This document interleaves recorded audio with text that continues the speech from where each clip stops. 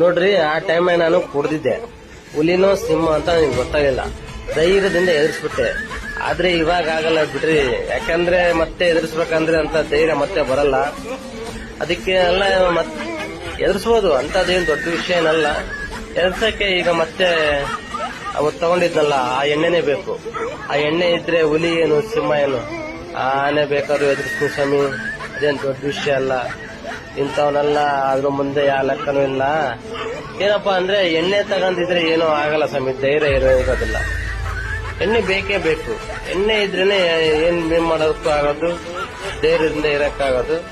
ಆ ಟೈಮ್ನಾಗ ಎಣ್ಣೆ ತಗೊಂಡಿದ್ದೆ, ಅಷ್ಟು ಧೈರ್ಯ ಇತ್ತು, ಹಂಗೆ ಎದುರಿಸಿದೆ ಅಷ್ಟೇ.